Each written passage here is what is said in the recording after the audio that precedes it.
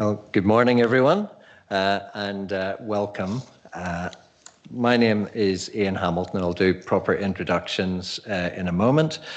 But just to say that we are here this morning for a license hearing.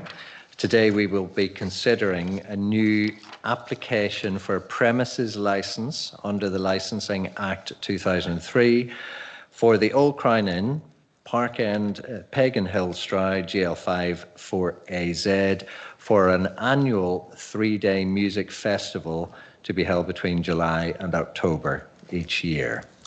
So firstly, some housekeeping. We're not expecting any fire drills today while we're here, but if the bells ring, we will leave via the glass doors to our left, to my left over here. Please can you make sure that all mobile phones and devices are off or on silent, please?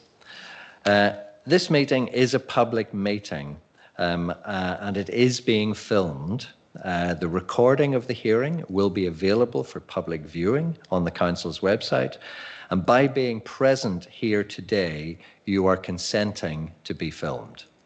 If this presents any difficulty, please say now. We'll be using the microphones this morning, as you've seen me do. And if you're going to speak, please press the button in front of you. When the red light comes on, you can then speak. But please remember to turn it off when you finish speaking. Otherwise, it confuses the system a bit if there are many open mics. So before I go any further, we'll just go around and do the introductions. So as I say, my name is Councillor Ian Hamilton, and I'm the member for Cam East, and I'll be chairing today's panel. Should we? Hi everyone, my name is Councillor Jill Thomas, and I am the member representative for Minchinhampton. Hi, good morning everybody. My name is Paul Turner. I'm Stroud District Councillor for the ward of Berkeley Vale. Good afternoon, I'm Sebastian Devlin. I'm the Director of Monkey Bar Events. Good morning, I'm Lucy and I'm also a Director of Monkey Bar Events. Hello, I'm Elizabeth Lee and I live at number 5 Field Place opposite the pub. Hello, I'm Ellie Henshaw and I live in Onefield Place. Good morning, Jim Henshaw, also Onefield Place. I'm Em Burrett and I live at the Gables on Park End. Good morning, Sophia Rice, Licensing Officer at Stroud District Council. Good morning, I'm Rachel Andrew, Licensing Manager here at Stroud District Council. Good morning, Ros Hayden. I will be the legal advisor to the panel today. Thank you very much, everyone. So next we have apologies, but I don't know that we don't have any apologies, so that's very good. We're going to move on. Also, at this point, I'm going to ask if any on the panel have a declaration of interest. That would be a conflict. No, so no declarations of interest.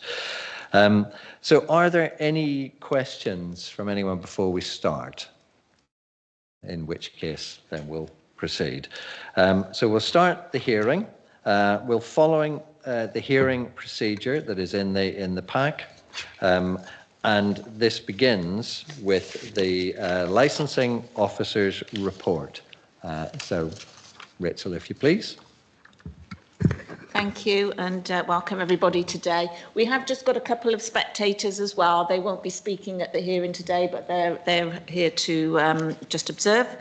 So we're here. This is an application for, I suppose you could call it a rolling premises licence. So it's to permit an annual 3-day music festival in the outside area and car park of the Old Crown Inn at Paganhill, Stroud. The event organiser is Sebastian. Sebastian or Seb? Seb. Okay, and obviously with his wife Lucy, who were both directors of Monkey Bar Events, as they said. As far as I understand, a music event has been held in this location previously, but in previous years it was a one-off, one-day event with less than 500 attendees. And obviously maybe when Seb speaks, he can tell you a bit more about that.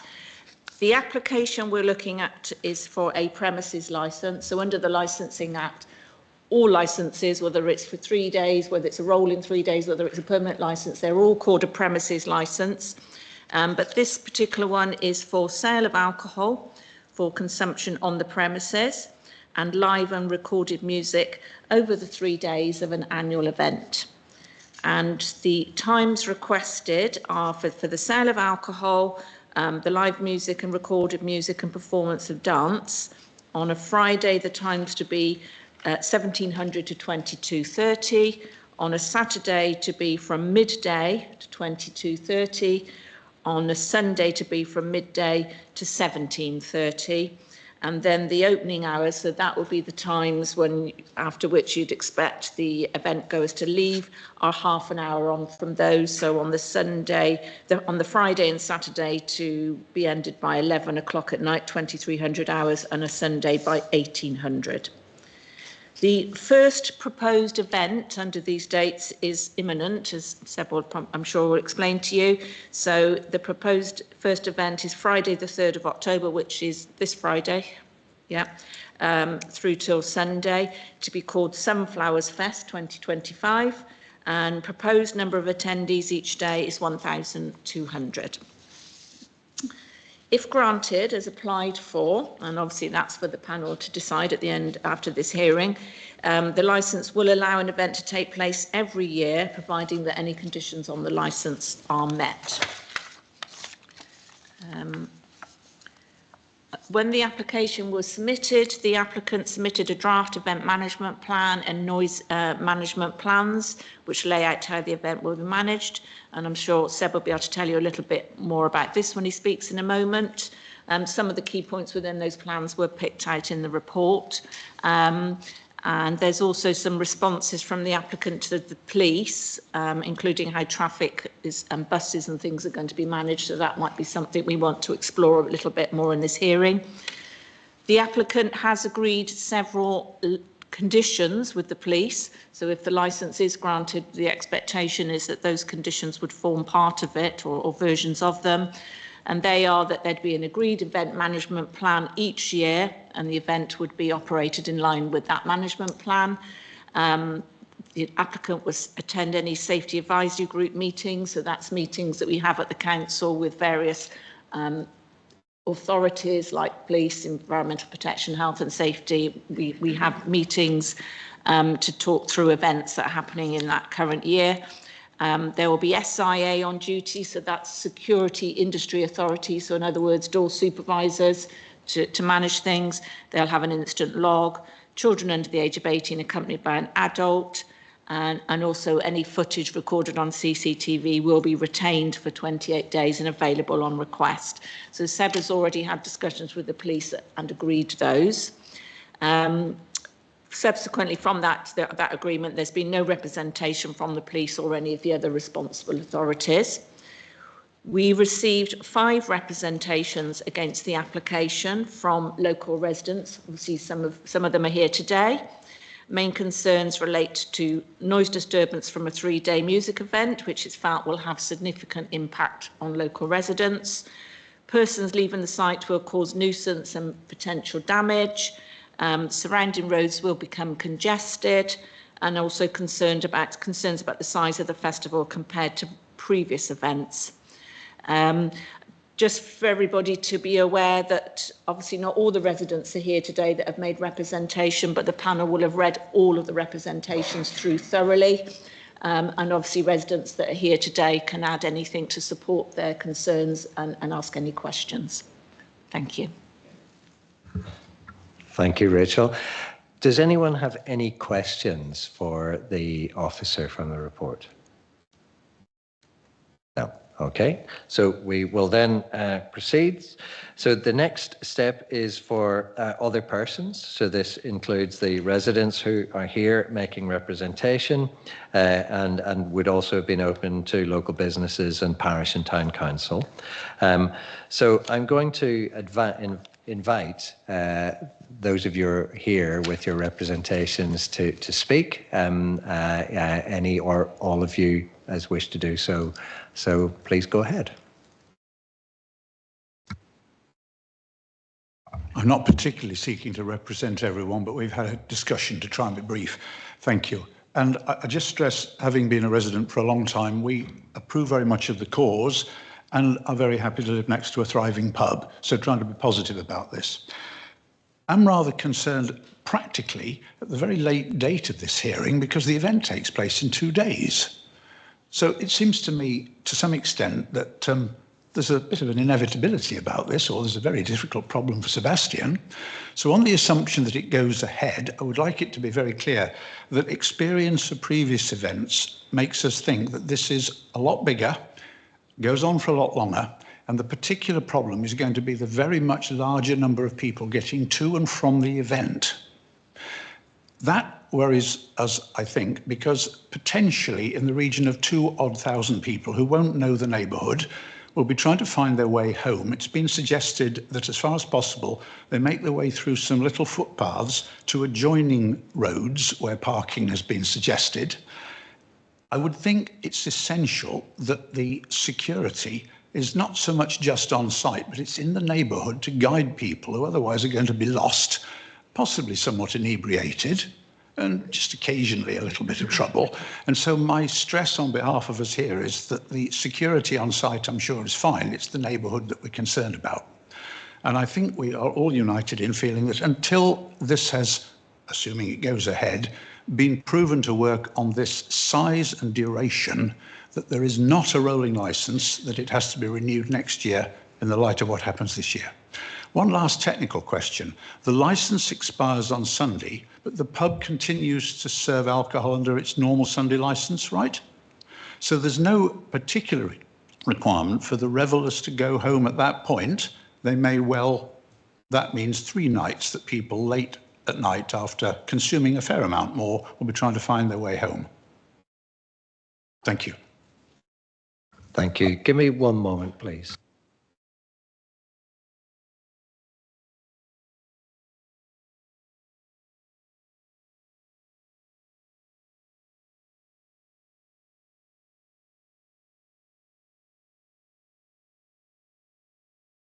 Yes, so just in response to your observation about the timing of the hearing today, there is 5 working days that the panel have to consider this application and to either grant this application as it's been applied for, grant it with some conditions or refuse it entirely. So the panel is very mindful that actually that timescale would take us past the start date of this event. So the panel will endeavour to make and communicate that decision to all the interested parties, bearing in mind that the timing of this event. In connection with your observation about the inevitability of it, the panel are entitled to make any one of those 3 decisions today based on the evidence that comes before them. So there's certainly no obligation on the panel to simply grant this application because of the fact that the event is scheduled to start this weekend. It'll all be based on the licensing objectives, so the concerns that have been raised in connection with public nuisance, public safety. So those are all the factors that will guide the panel's decision today, and there's certainly no inevitability or predetermination because of those circumstances that residents are aware of. Thank you. Thank you, Ros. Okay, so any other representees like to speak? Like Jim, I'm very much in favour of, and all of us actually, of the charity that Seb and Lucy are raising money for, and we wouldn't want to feel that we were pulling away from that at all. But our concerns are always about the numbers rather than the festival itself. It's a very small enclosed area around Field Place and Park End, where the pub is. The pavements dwindle to nothing in some places. There aren't even any pavements there. And it gets very congested with traffic, even on a school run.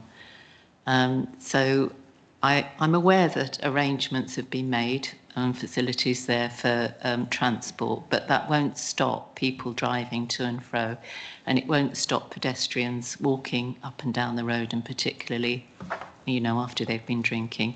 The festival last year, I was very surprised to say worked very well. It was quite quiet. I didn't notice the noise. My main concern is just sheer numbers. I love the idea of having a pub that has music in it, live music. I think that's great and to be celebrated. And I quite like the idea of Park End becoming a little centre for the arts. That would be great. But again, just to echo what everybody else is saying, the sheer volume of people in that very small contained area is really concerning for us. Thank you, Elizabeth. Anyone else from the... No? In which case then... Oh, please, go ahead. I'm just a few houses down the road on Park End, and already, I mean, I'm on almost a curve in the road, and there's parking of cars on one side. So we're down to a single lane, basically.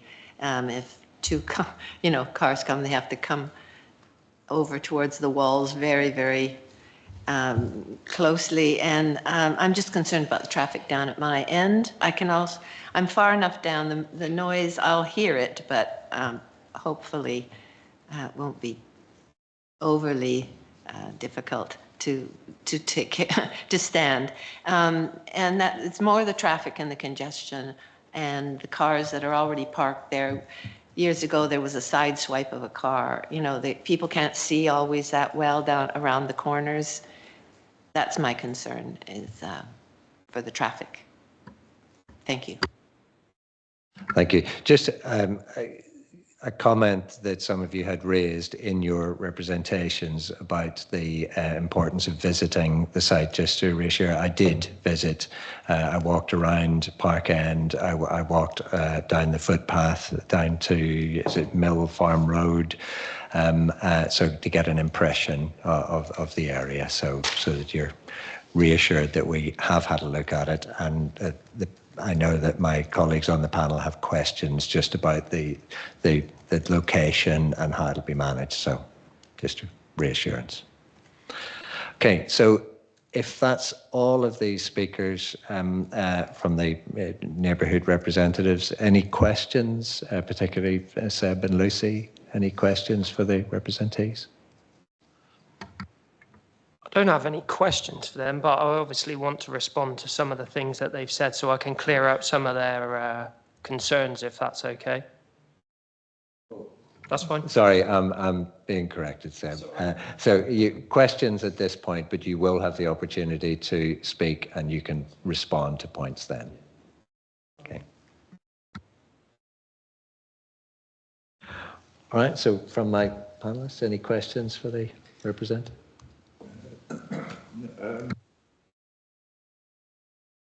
Yes, I would just like to ask, your experiences last year was with regard to an event that was 500 maximum. What are your concerns in terms of the increased noise level from 500 to 1,200 people?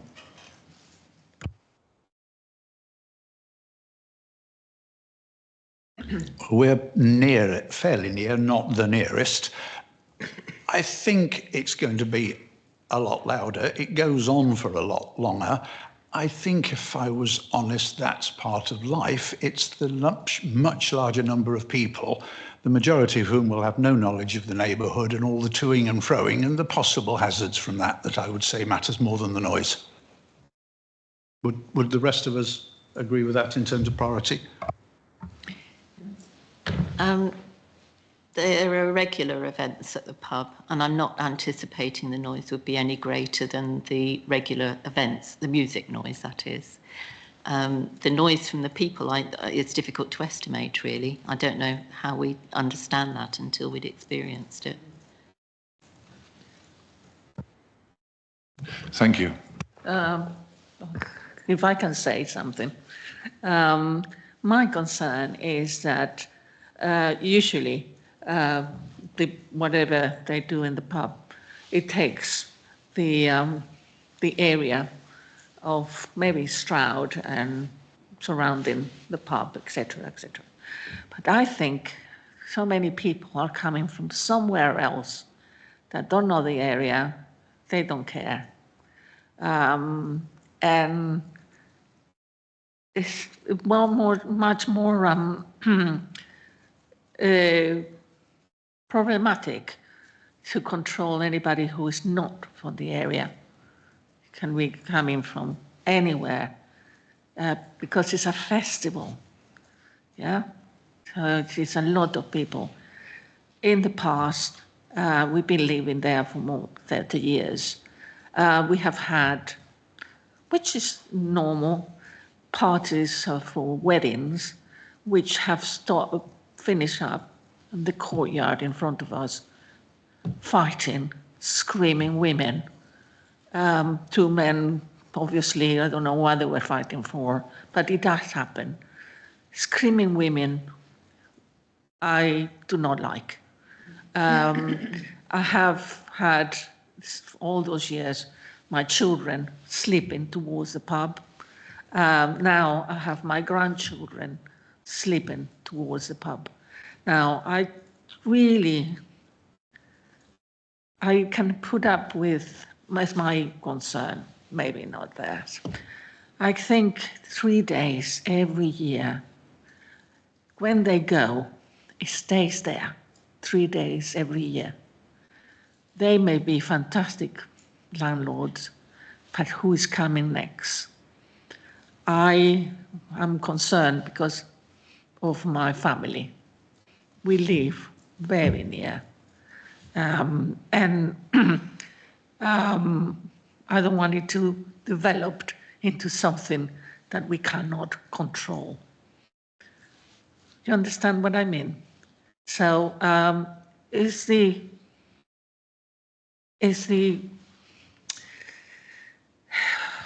you have to be good with the neighbors, because otherwise your life is miserable. So that is the problem. Yeah. And the control of this amount of people. Yeah, just to help you on that point, I think Roz can elaborate a bit. Just in connection with one of the matters that you mentioned about it potentially being a problem if granted in future years. If the application were to be granted today, and that's a matter for the panel to determine with reference to the licensing objectives, if it were to be granted in the terms that it's applied for, and residents or any other affected parties or responsible authorities, including the police or environmental health, had concerns about the running of the event, be it public safety, be it public nuisance, then there's the opportunity for a review procedure in the legislation, and that's the opportunity for those who have been affected and have got evidence of that to bring this matter before a further licensing panel to determine whether or not that licence should still stand. And there's options available for that panel to potentially revoke that licence, to amend the conditions on that licence if the evidence supports it. So just in connection with that concern, I wanted to mention that review process that's available should the licence be granted by the panel after the hearing today. Thank you. Okay, so are there any other comments or questions at this point?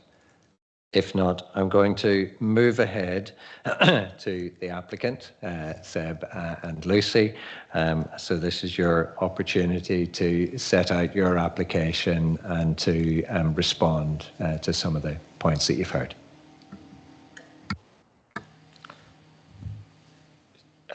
Thank you all for being here. Obviously, I'll start with Jim, I'm going to try and remember everything you said, guys. In the sense of the security, so I've paid for security to stay well beyond the festival. So the security doesn't leave until midnight. These people will be distributed into the alleyways, into the local area. Obviously, I haven't got endless amounts of security to put all over the place, but there will definitely be security in alleyways, outside it. So as we disperse people, security will disperse with those numbers. So obviously, set out in the law, you have to have one security member per 100 people. Now, as we dwindle the numbers down on site, security will then leave to the local area to make sure that no disturbances happen.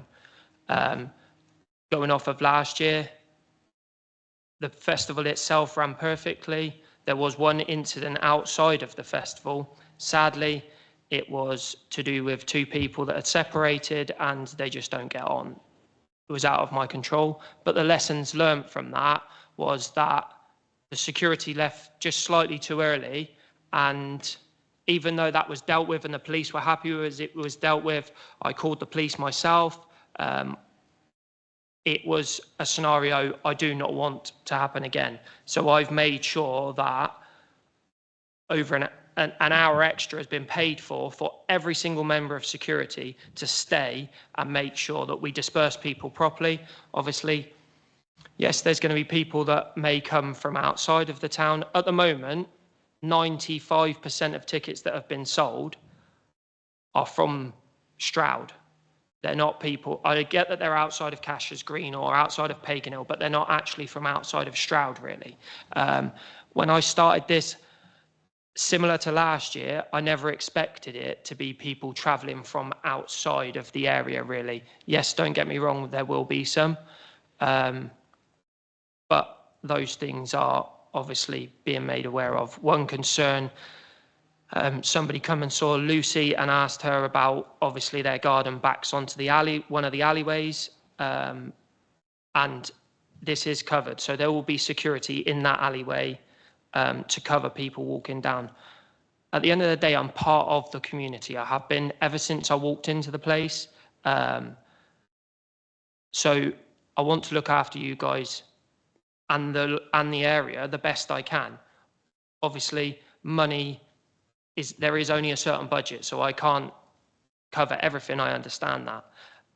But yes, the security goes out into the local area to deal with those situations, should they arise. I hope that they don't, but should they arise.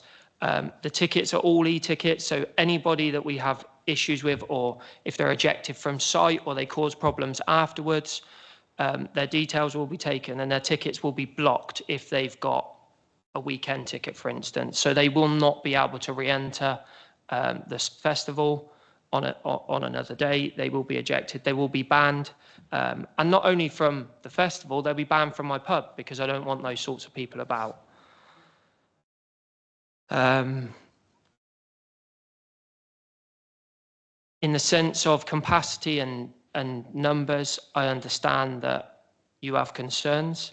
The health and safety officer from Stroud District Council, Mark Brazendale, came out and saw me, and he had the very same concerns that all of you had, was that you look at the site and say it's very small for the amount of people, but there's actually 1,300 square meters of space on site for the capacity that we've looked at. Obviously, if I did it this year, it's inside of a marquee. So because of the weather and things like that, and sadly, it doesn't look like the weather's going to be that great this weekend, but it's all inside of a marquee, which is 75% sided to help with noise and stuff like that. Those square meterages are including that. So obviously there is some space outside of those marquees that we could add in future years if we did it completely outside, but we've gone off of worst case scenario square meterage, which gave us an absolute fine capacity, and that's why he signed off and accepted that the health and safety was fine. The other part of it was that he had concerns to do with the fire evacuation time. So obviously in an outside area, you have to have an evacuation time. It's rather than it being a door that can take 200 because you're outside, it's the flow rate of how quickly you can evacuate people.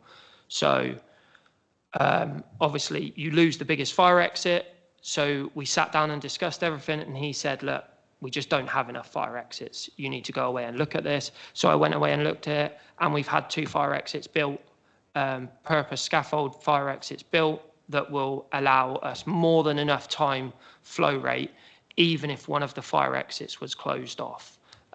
So yeah, like I say, I've worked with Mark Brazendale very closely on this, and he was completely happy. That was why he never put a concern in for it. In the sense of this being a roll-in license, I understand that you have concerns about the future. This license is in my name and my company's name. When I leave, that license will be diminished. So yes, it's a roll-in license, but I will not sell this license on with the pub.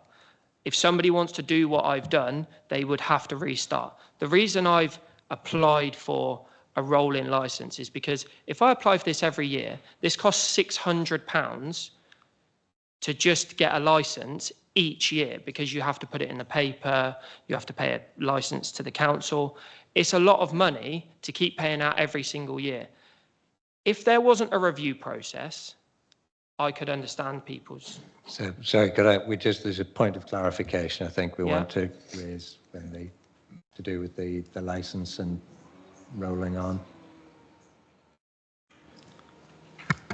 What about surrendering? Is that for your question? What was the question, sorry, that you were asking me? So the applicant has referred to what would happen to the premises licence should that property, that premises be sold on, and he had mentioned that the licence wouldn't be sold on with it, it would be diminished is what you had, as I understand, said, and it was to clarify that position with the licensing officer, I think the chair wanted to do. Yeah, so I mean, when a licence is granted, they do run on indefinitely. It will incur an annual fee that has to be paid every year. If that annual fee is not paid, then the licence becomes suspended, but can be reinstated if the annual fee is then the back payment is made. Seb is right. He can choose at the end of his kind of, not needing that licence anymore, he can surrender that, but that's not something that the panel could tie him to. He's offering you something, but you couldn't say, make a condition saying that he has to surrender it. That would obviously have to be taken in good faith. Does that clarify? Yeah, it does. Thank you very much.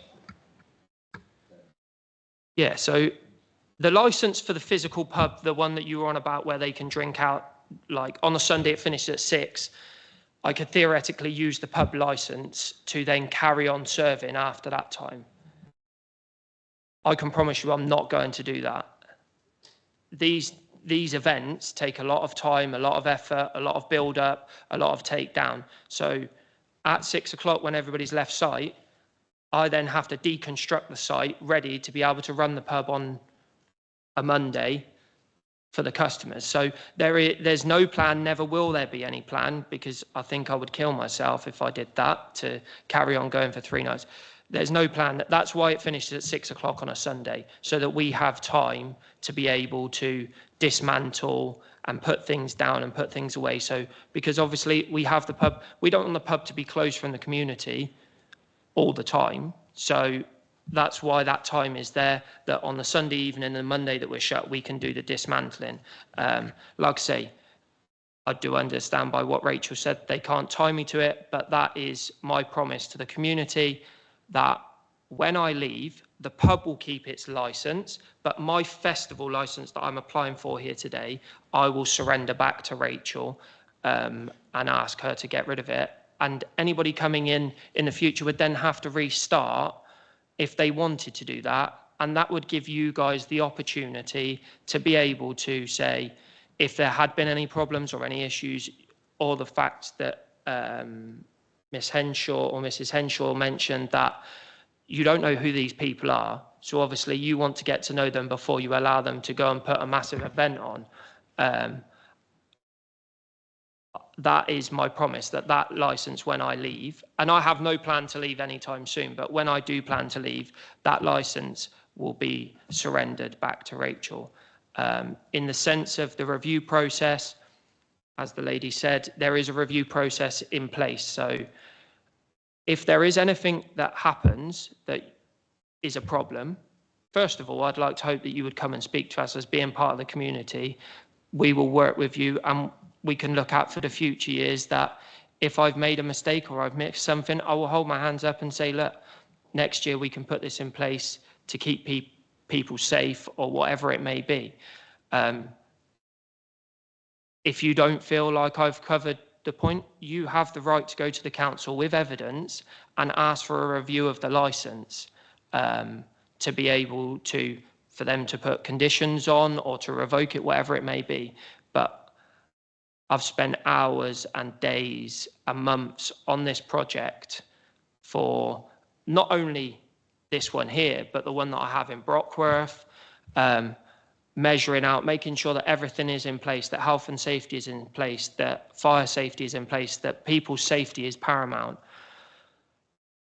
The next point that you brought, I understand, is to do with traffic. The lady that lives at the Gables said, so the buses will turn around in Archway School, no different to where they turn around now for the school every day. And that is only twice in a day. So only on drop off and on pickup to disperse people. In the sense of parking, as much as I can stop people from parking in the local area, I will. The point that Mr. Henshaw made about Mill Farm Drive.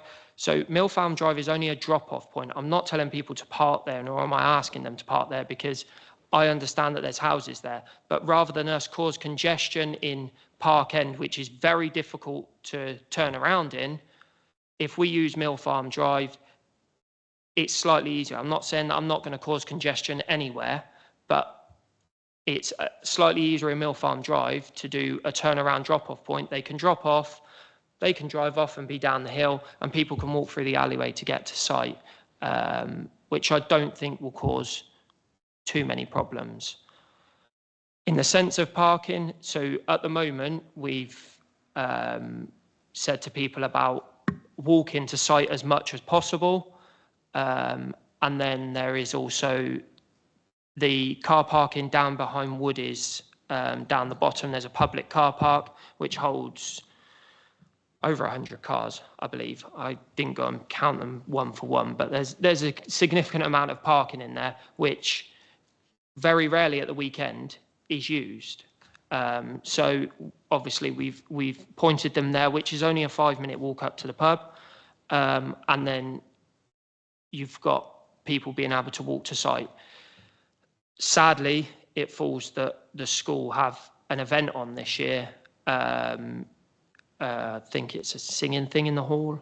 I'm not 100% sure, but they couldn't offer me the car park. Usually they would offer me the car park, which I use on Bike and I have a good relationship with them that I can use their car park, which would have created quite a lot of parking. But sadly, it just falls that this year, because of the time, obviously they have things going on. In future years, the reason the licence is open-ended in the sense of July to October is because I want to take it back to the summer for the security of weather and stuff like that. And that's not guaranteed, but obviously that would help with the weather, which would then allow that the school wouldn't be open and they don't do as many things during the summertime. So that would then give us some extra parking in there in future years. In the sense of noise, so the person that is responsible within Stroud District Council for the noise, I dealt with when I applied for a different licence, but they didn't actually contact me this time. But within my noise management plan, I did say that the rules would be set that it is at 65 decibels. This is tested on a regular basis, and a test sheet, when you read the scan, it will be written down and it will be documented and kept hold of, so that if anything came back in the future, or let's say in a month's time, the resident said, oh, it's far too loud, it was this, it was that, I can turn around and go, well, there's the form, there's the testing, to be able to say that we kept it. at that level. And this is the person in charge of this is an independent person. So it's not somebody that works for me. I have my own one that I will do my testing on to make sure that we're meeting in the sense of the number, but this is an independent audio company that deal with those sorts of things, and they are set and bound to what I've told them, that it's 65 decibels. If an artist has a problem with that, the gate's over there, you can leave. I have no problem with that, because at the end of the day, I have to think about my reputation and my license at the same time as being able to have a good event. So, yeah, I think that other than that, things that are in place this year is that it's all inside of a marquee, which is 75% sided, like I say. The only parts that aren't sided is where there's either a fire exit or exits to go to the bar or the toilet. All the bars are inside of marquees. The only parts that are outside really are in the toilets or where people can smoke. I think I've covered everything. If I haven't covered everything, please ask me, and I'll be open to answering. Okay. So thank you for that. So now there is an opportunity for questions. So I'm going to invite, first of all, questions from the representees to Seb. Yeah, I just have one question. When there are large crowds of people, there's often litter left behind. Is there any sort of plan to sort of lessen the litter? I mean, we already get litter down Park End as it is, and it would be good to know if that could be done. Yeah, so there'll be a litter pick in place at the end of every day, and then there'll be a big one at the end of the festival on the Sunday. So there is bins inside of site. It's all recycling. So there's no disposable cups. It's all reusable. So the only thing that people would potentially go home with is one physical cup. That I understand the smoking, but one physical cup in the sense of there isn't plastic disposable cups. It is a reusable one that people pay for, and they just keep using that, and then they take that home with them. But when they leave site, that cup will be empty. They cannot leave site with a drink. There's no off sales on it. It's only on sales. And in the sense of wrappers and things like that, there isn't anything really for them to. But I understand the cigarette butts is a problem. And like I say, there will be a litter pick done at the end of each day. And I hope to get most of it at the end of each day. But if we do miss stuff, then at the end of the weekend, when we have a little bit more time, we will do a big litter pick of the local area to be able to make sure that we get 99% of the rubbish. Go ahead. Where is the 65 dB actually measured according to the procedures? At the furthest point of the site. So theoretically, that would be down towards the garden area, but it can be done at the front of the build. It will be done in different spots. It's not just done in what. I'm not going to go to the same spot every single time to get the same reading. We can do it at different spots. Just comment, a lifetime in high tech, 65 dB at the boundary of a large site is actually quite a large sound source in a neighbourhood. I speak purely as a technical piece and person there. I can only go by the laws that are given to me, of course. And that's why the times that I've asked for are within a reasonable time frame. I understand that it's 3 days and it's longer than last year. But that's why we've kept it to 10:30 and not try. A lot of festivals go on till midnight. We understand that it's a built up area. So I think I'm being pretty fair and reasonable in saying that 10:30 is a fair time to be with. There is obviously, I did a letter drop last Friday, I think it was. Yeah, last Friday I did a letter drop to the local area for all the local residents, which has a phone number on the bottom of it. That phone is active from Friday. And if you have any concerns or something happens or the noise really is unbearable, then you need to call that number. If we don't answer straight away, we will call you back, and we can come and do a decibel test at your front door to make sure that we're keeping to what we should be at. Like I say, it's an independent company that do it from their station, so they control all the sound and that. They do the decibelage. And like I say, I can come and test and make sure that everybody's happy with where we're at. As long as I'm sticking to that number, that is what the law sets. So if I can, you do say in your event management plan that the sound check would be made at the nearest residence. Is that then a change? The edge of the boundary is my nearest resident.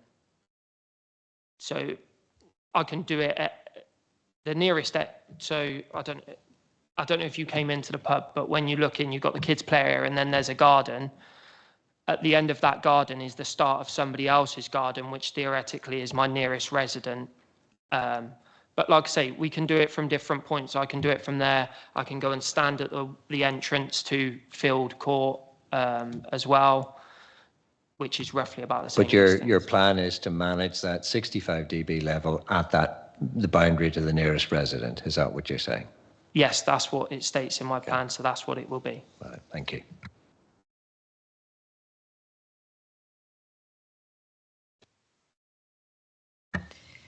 So if I understand what you're saying about the level of the noise, but maybe you don't realise the impact that you coming to the pub has had since you've been there in terms of noise and disturbance, because and I haven't ever complained before because I understand that you're a business and that you need to get on. But 65 decibels I can hear through double glazing and over my television when you have your sound on, when you have your events on a Saturday night. So for us, it is loud and it is a disturbance. And I haven't said anything so far because I want you to I want your business to succeed. I don't want to, destroy the pub or anything like that. But it is a disturbance, and over the time that you've been here and managing the pub, it has changed the feel of the area, definitely. We've got new people coming into the pub. Some of them are quite rowdy and a lot of them are drunk, and I can't sometimes walk my grandchildren past the pub because of all the swearing and blaspheming that's going on. And I have to walk past the pub to get to my house. There's no other way I can do it. So, I understand that from a business point of view, you've crossed all the T's and put the dots in place. But for us, it has a different impact because we live there all the time and you don't. You're just working there. And the impact of a festival of 1,200 people a day is going to change that again, especially if it's on an annual basis. And whilst I can, as I say, the idea of a festival for 500 people is very different to a festival of 1,200 people. And, no matter how many checks and balances you've put in place, it will still have an impact on us.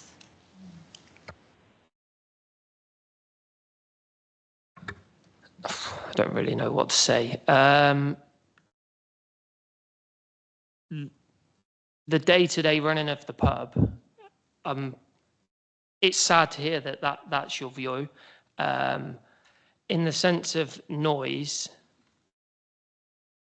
I'm sticking to the rules that I'm given. I understand that it's going to have an impact on people. I'm under no illusion that it won't not have an impact.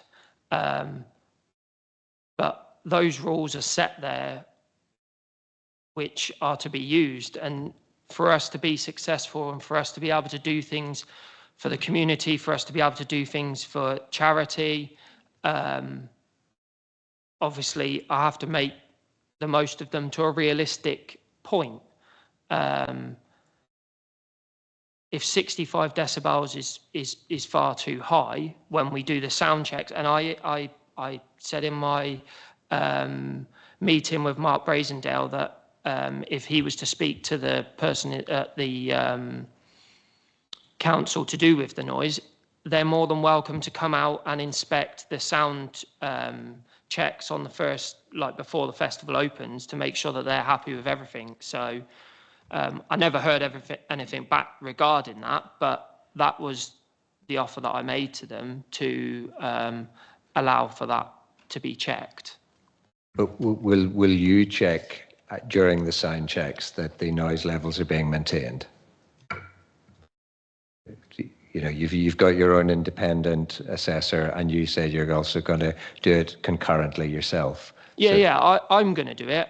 I'm just giving the opportunity to somebody who's within the law enforcement to be able to come and check. Because in Brockworth, when I got my licence for the festival in Brockworth, that was one of the things that I agreed, that on the setup, that at the sound check, that the I can't remember what they're called, but the enforcement officer, whoever they are, was invited to come and be at the sound check to make sure that everybody was happy, that we was all a fair and maintainable situation, that the decibelage was fine, and that people was happy with where we were at. So that if, for instance, the council do get a phone call, it's far too loud, blah, blah, blah, whatever the complaint may be, they can turn around and say, we've been at the sound check, we know the level that's been agreed, and that, but they would also then be able to contact me and say, look, we've had a complaint,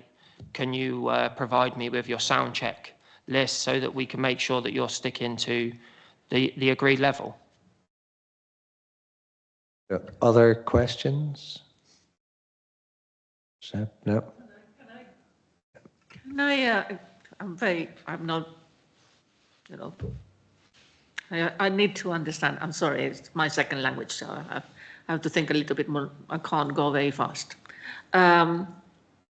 Yes, you're talking about sound check and all these things, and decibels. Doesn't say anything to me. What it says to me is that I am sitting in my sitting room, and you are sitting in the sitting room or in the house. And nowadays, it's not Graham Miller.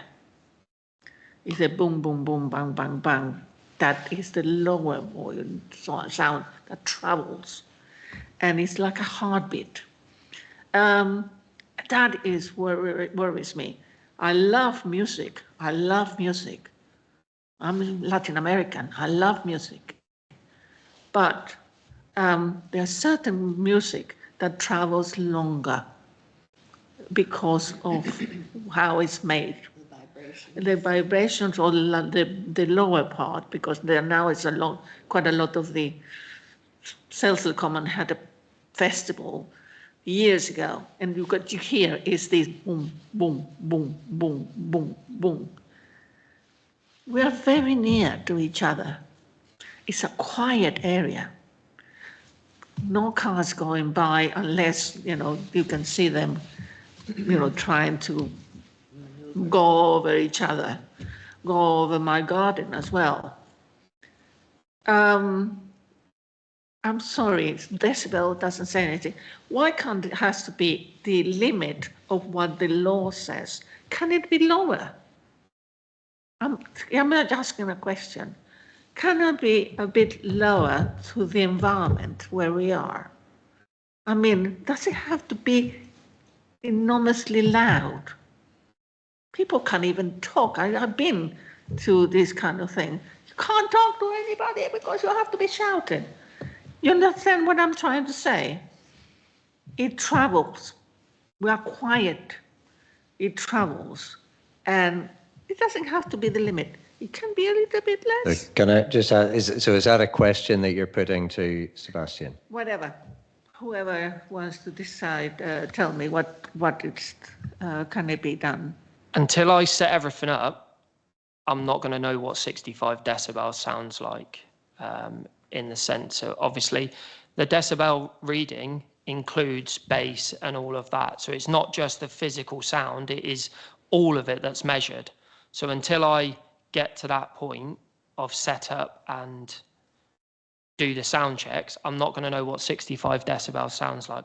Don't get me wrong. If I put 65 decibels on and it doesn't sound, and it I think is far too loud, then we're going to turn it down a bit.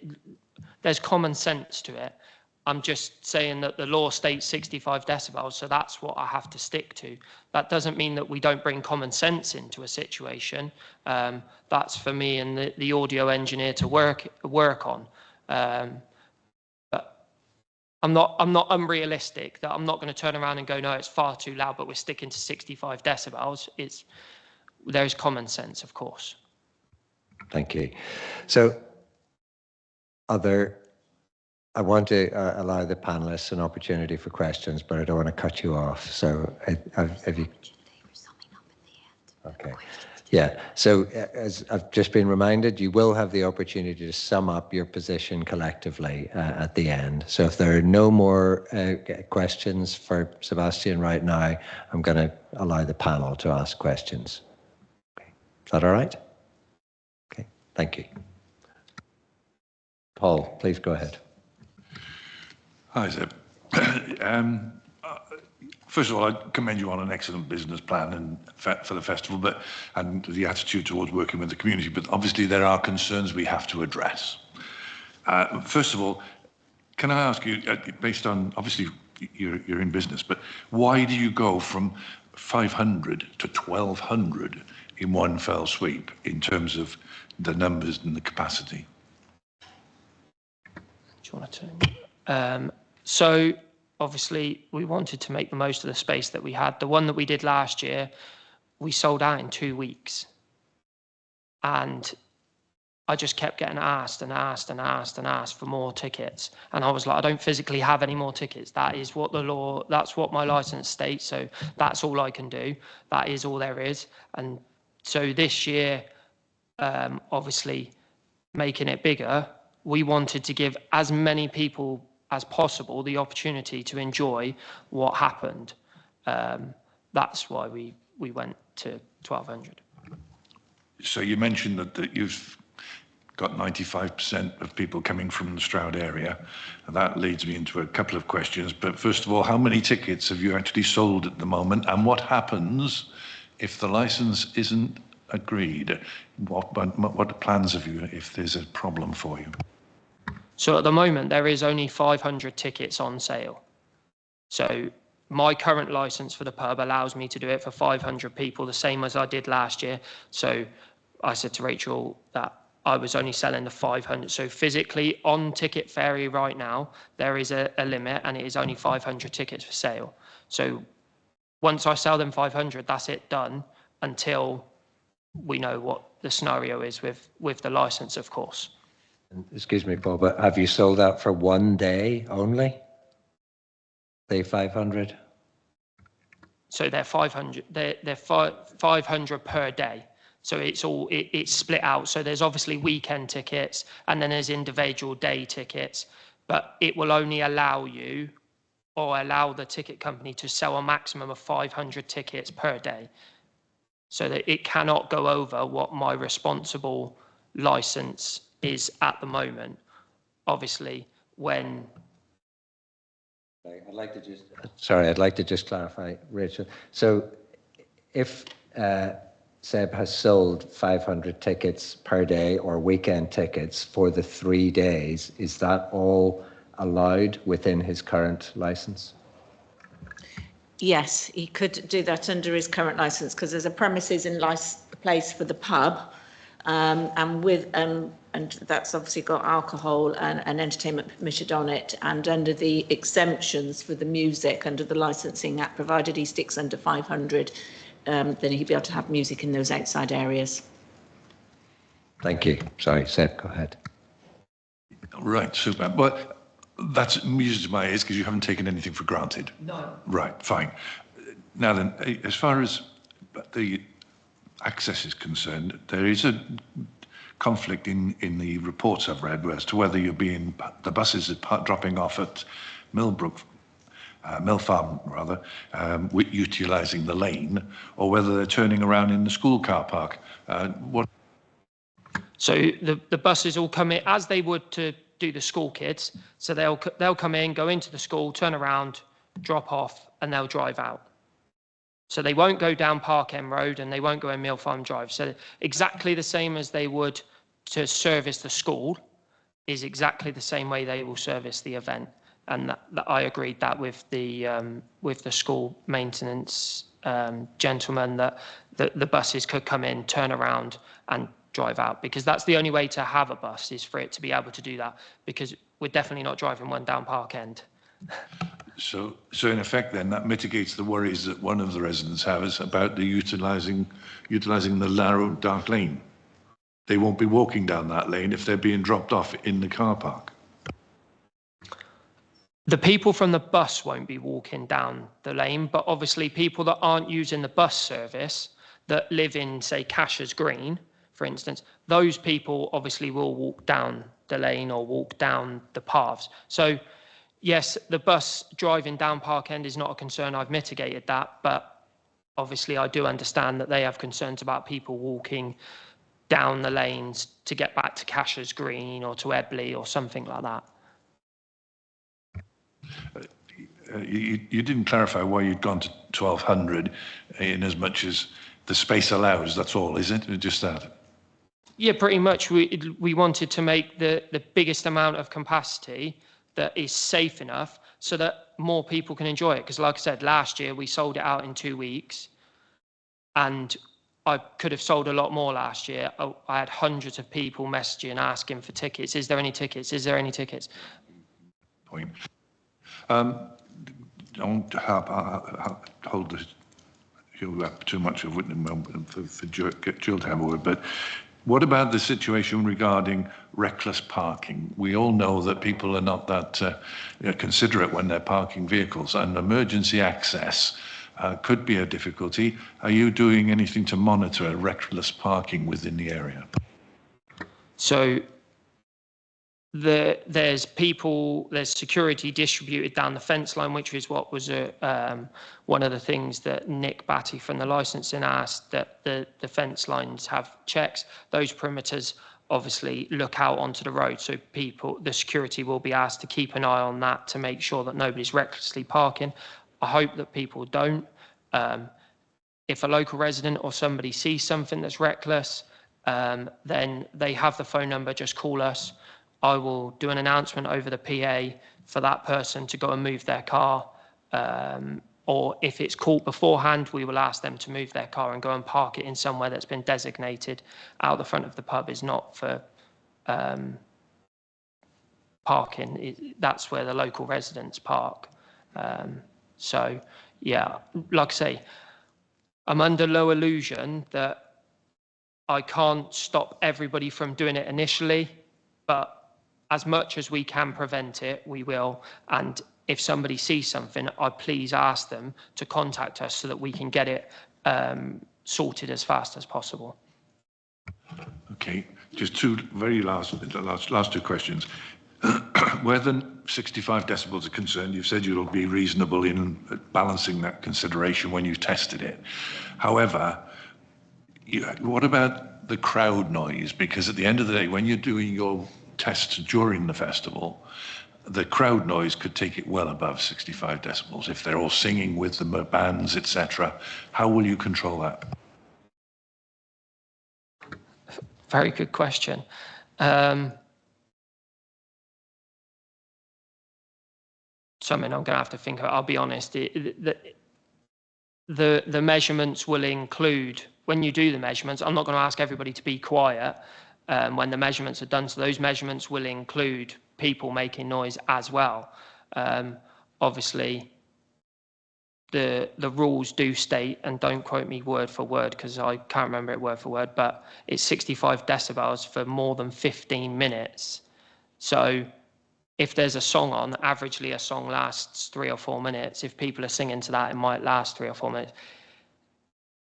If it's going to last longer than that, then yes, we will have to put something in place, and I will sit down with the team and look at that so that we can control that. Lastly then, the marquee you say is for 1,000 people and the others outside will be able to see in.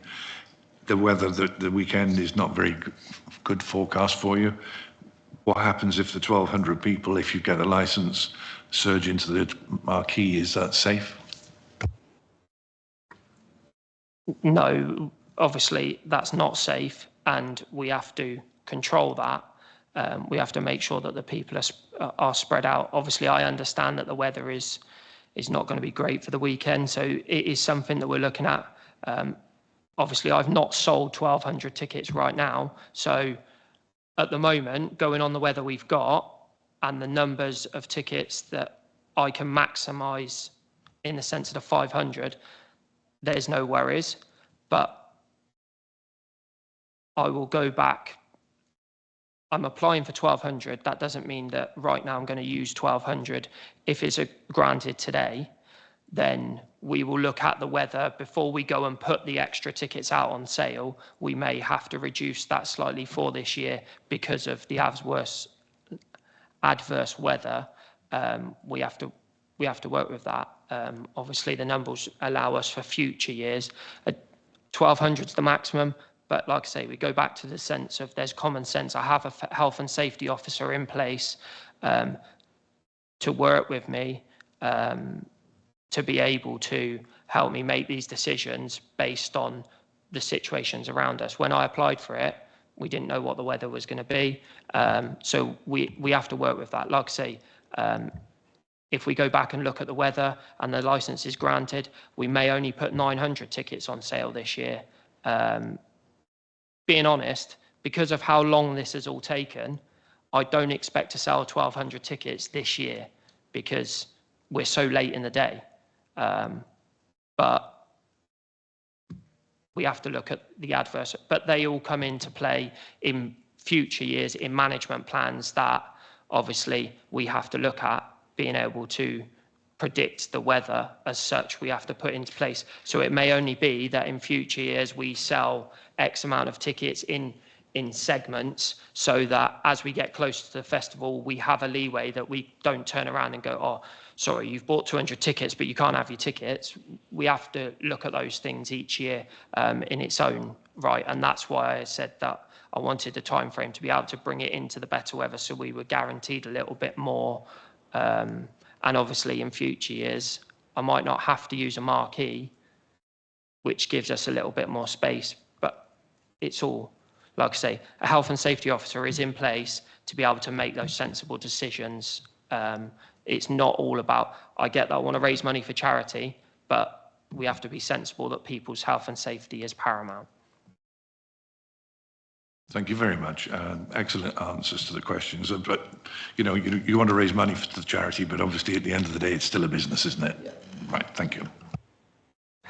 Sebastian, before I invite Jill, I just wanted to clarify 2 points that came out of your discussion there with Paul. Firstly, are you saying that considering the weather that you expect this weekend, that you will reduce the maximum number of tickets that you will sell? Yeah, so I will sit down with my team. Obviously, everything was laid out on today's decision as to whether we got the higher capacity or not. If we get the higher capacity, then before we put the extra tickets out on sale, I will sit down with my health and safety officer and we will look at the weather and we will say, right, for instance, this year, for health and safety reasons, we'll reduce the capacity. We'll only sell 900 tickets. Because, like I say, each year it has to be, we have to make a decision based on what's in front of us. We can't guess what the weather's going to be back in August when I started this process. I have to look at it right now. So, yeah, all of those things are always going to be looked at. Don't take that 1,200, I'm just going to automatically go, yeah, we're going to sell 1,200 tickets. Because at the end of the day, who's liable if something goes wrong? Me. So I have to be sensible that we come to the right conclusion. Thank you. And a further clarification. I'm sure I read that there had been a plan for a drop-off from the buses in Mill Farm Road. Am I wrong about that, or have you changed that? I might have made a typo because two of you have said the same thing, and no. So the drop-off point for the buses, the drop-off point for cars is in Mill Farm Drive, so that people can go in, drop off, and get out, and we don't congest Park End Road. That's private cars. That's people choosing to do that themselves, and you're advising them that that's what to do. Yeah, that's what's on my website. The buses will be collected from Stroud bus station, and then they will be brought to Archway School entrance. So that the bus will go into Archway School, it will turn around, it will drop people off, they'll go into the queue, and the bus will pull off and go out. And this is a chartered bus service that you've arranged. It's not the standard public buses. No, that's not a public bus. That's a bus that I've put on. Okay. Clarifying those. No problem. So, Jill. Hi, thanks. It all sounds really good, and I think the cause is really worthy, obviously. Is that on? Can you hear me? So yeah, just some questions. First one, just around litter mitigation. Obviously, I don't know if you're considering putting bins on the exit points, because obviously litter travels with people, and it's great, you're going to do the litter picking on and around the site, but once obviously people get further down the road and they get fed up with holding their reusable cup, and they chuck it on the floor, at least it gives them the option when they exit your site to put it, there's a big bin there that they can put it in if they want to, and then you can recycle it how you see fit. So Smiths have provided all of the recycling, the waste. So yeah, the bins on physical site will be distributed evenly, and then yeah, we can make sure that at the end, just as people are about to disperse, we can put bins, or I can have people stood with bags by the exits, so that, like I say, those things are then not taken off site. Obviously, when I did this back in Brockworth for my other site, one of the things that the council put on me was that they wanted reusable and not disposable. So I went to reusable. The only reason I didn't start off like that was because it slows down speed of service, because you give a cut back, they got to refill it. Seeing as with a disposable one, you can just go like that faster. But for recycling and being eco, we've gone to reusable. We did it last year. It's got all of our logos on it. It's got all of the sunflowers. So yeah, that we can put those by the gate, so that. How did you find it was last year? Obviously, there's a lot less people went, but in terms of the litter sort of spilling out into the surrounding area. I didn't really have any problems. When I did checks, there wasn't really any litter. Everybody that took reusable cups took them home. That's not to say that I haven't missed something somewhere along the line, but yeah, there wasn't really that much of a problem. A lot of stuff was all left on site, and we just tidied up the site. So yeah. And then just thinking about working with other local businesses, so like local Tesco's, Express, and other sort of within the vicinity. Obviously, people will be leaving the event sort of 9, 10 or whenever, and there'll be a lot more pressure on those local businesses to sell food, fast food, more alcohol possibly if people haven't had enough. And I think they've only got sort of maybe one bin outside that Tesco Express. So I'm just wondering if you've had a conversation with them to offer, I know it's not within your license, but as a responsibility to the community, whether you've had a conversation with them about putting extra bins, supplying them with some temporary extra bins to sort of accommodate that extra waste that is going to inevitably be generated. So I do believe that Tesco's closes at 10 o'clock. So the dispersal shouldn't affect them, but I'm quite happy to go and have a conversation with them if it affects that. Obviously, the Sunday might affect a bit more, because Sunday's an earlier finish and they'll still be open. But yeah, I'm quite happy to work with anyone to help them. So yeah. Thank you. So I don't know if this is a better question for Rachel. I don't know if I'm allowed. Anyway, I'll just ask it, and if I have to ask it later, that's fine. The agreed event management plan for each year, Does that get reviewed and amended depending on the recommendations and the learnings from previous events? Like, do you know what I mean? So obviously, one of the conditions on the licence with Nick Batty from the police licensing was that I provide a draft event management plan 3 months before the agreed start date per year. And then I produce a final draft EMP 2 weeks, I think it's 2 weeks before the event. So in that time frame, it can be edited. Obviously, the first one that I send will be updated from previous years. So you update it because, for instance, let's say next year I don't use a marquee. I don't need to have a marquee in the event management plan. So yeah, it's updated every year. And then obviously 3 months before, I provide that EMP to all relevant parties. And then once I've provided that, they read through it. They may come back with some questions. They may come back with some, for instance, if there was a fight, they might say, Nick Batty might say, oh, can you add this in or can you do this? And then I can edit that. And then the 1 2 weeks before would be the final one that they would hold me accountable to. So it does incorporate learnings from previous events and yeah. Yeah, it would incorporate learnings. Ask Angela and sort of safety aspects. So will you be sort of promoting those kinds of initiatives via posters or what's in place? So all the Portaloos, when they arrive, there'll be an Ask for Angela poster put in the inside of them, male or female, because at the end of the day, Ask for Angela is not just designed for women, it's designed for men as well.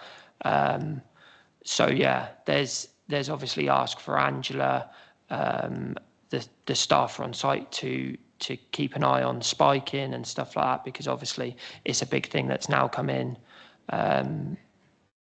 to do with that. So yeah, there's lots of things on site, and all the SIA trained security are all trained in all of that sort of stuff.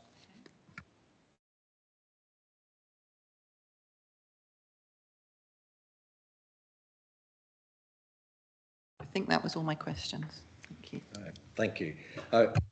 Sebastian, just a couple of clarification points from me.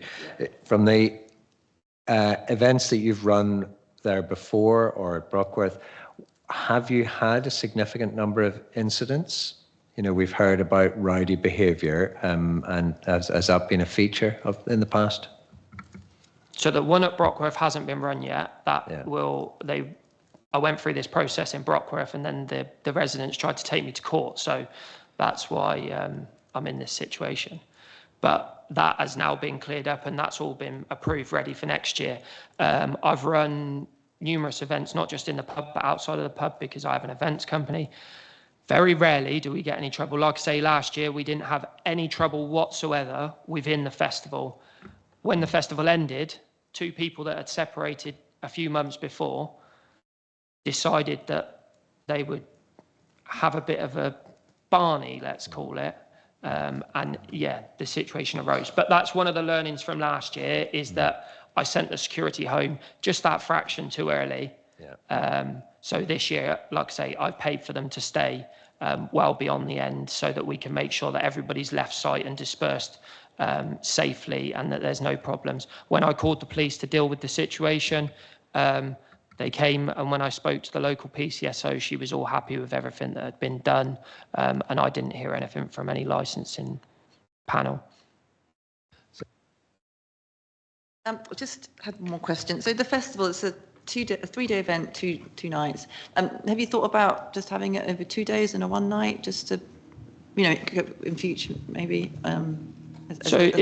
Yeah, well, like you asked about the event management plan, this will be reviewed. If it's not successful, then potentially it won't happen again. Potentially we'll just go to 2 days. We'll look at this. Obviously, this being the first 3-day, it's something that we've got to look at afterwards. And every event we do, everything we do, we always sit down afterwards and review what's happened, so that we can look at the benefits, the things that have worked, the things that haven't worked, things that we can change. So yeah, some of the music style might not be right.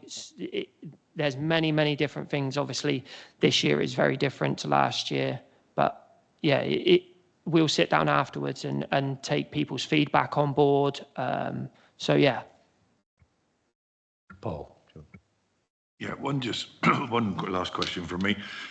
Harris fencing, do you consider that, obviously it's because it's a ticketed event, however, do you consider that safe enough for health and safety reasons in terms of crowd management if there's any disorder?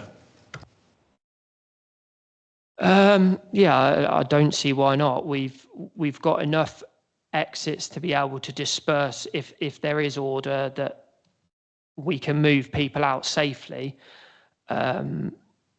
It's only on the outer boundary. It's only so that we can basically keep people safe, and obviously people not coming into site with tickets and stuff like that.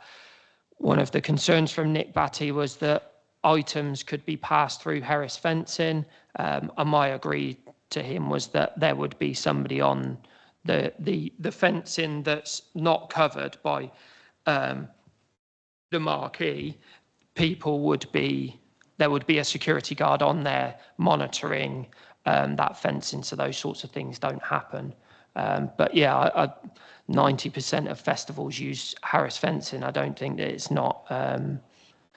The only mitigation potentially that you could put on it was air mesh to be able to stop things being passed through, but I don't have the funding to be able to do that. So yeah, my mitigation is that somebody will be checking that at all times. Thank you. Well, a couple of clarifications from the security staff. You had mentioned the ratio of 1 to 100 earlier on. So do you know the number of security staff that you're going to have on duty during the event? So at the moment, there's 8 security to whatever number I have in the sense of below that. So if I only have 500 people, there's still 8 security. That's what I've paid for. But as we get more tickets sold, I can up that number. The security company have that to put in place. So we always keep to that 1 to 100 ratio. But like I say, if I only sell the 500 tickets I'm allowed to sell, there's still 8 security booked, which would bring that number down. Because obviously everybody wants confirmation to start off with. So I've had to sort of gauge where we're at. All right. The setup and breakdown, you've already said you're going to close the pub at 6 o'clock or thereabouts on Sunday evening, so you can start the takedown. What plans have you made to minimise the disturbance to neighbours from the setup and breakdown of the site? So the setup and breakdown shouldn't really affect any of the neighbours. Obviously, a lot of the setup and breakdown is in the car park, which the marquee's actually going up as we talk. So that shouldn't really affect anybody. Obviously, I understand that Sunday evening at 6 o'clock, people aren't going to be wanting to hear rackets. So we will only work to a reasonable time to put stuff away that's outside. Things like the marquee, the dismantle's not till Monday, so that won't affect the residents in the sense of timings. But yeah, obviously we take into consideration that any put down on the Sunday will not exceed a late time, so that we don't affect anybody on a Sunday evening, because everybody wants to have a nice little early bedtime, don't they, before they have to start work on Monday. All right, so any more questions? No.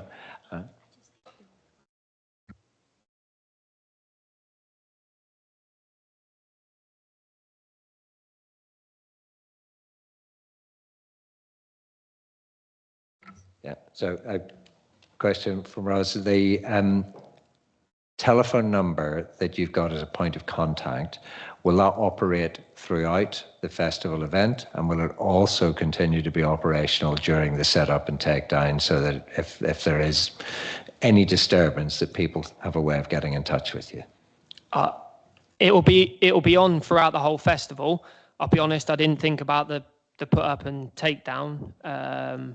But yeah, I can make it live and active from tomorrow morning, so that people can contact us at any time. But I urge to anyone that if they have a problem, just come and speak to me.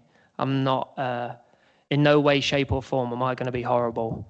That's like I say, I've been a focal point of the community for a long time. So if there is an issue, just come and speak to us. If you can't get through to the number, just come and ask to speak to me, and I will do my best. And you'll be on the premises throughout. Yeah, sadly. I start tomorrow morning and I don't leave till the end. All right, thank you. If there are no more questions, then I'm going to move to the summing up. So the order we have here, responsible authority, so we don't have anyone present, and then I'm going to invite the representatives to sum up your position.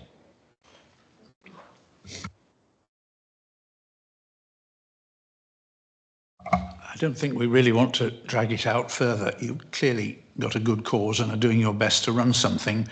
The feeling, I think I speak for us all here, is it's a bit big and a bit long and a bit loud for the neighbourhood. It sounds like a wonderful event. I think it's in the wrong place. I would think there's a lot of practical things. I can't actually understand how many tickets you've sold. You're allowed to sell up to 500. How many have you sold? 200 at the moment. I see. So it may be not very big, and the weather's not helping a great deal, and we're all possibly exaggerating, and I do sympathise with you a bit there. I'm trying to worst case it. If you do get the rather large numbers, and suppose there's a little bit of trouble and it's dark and it's in the evening, and one of the neighbours is trying to get through to you and can't on this number, they're not going to push through a slightly rowdy crowd and try and wonder where you are to talk to you.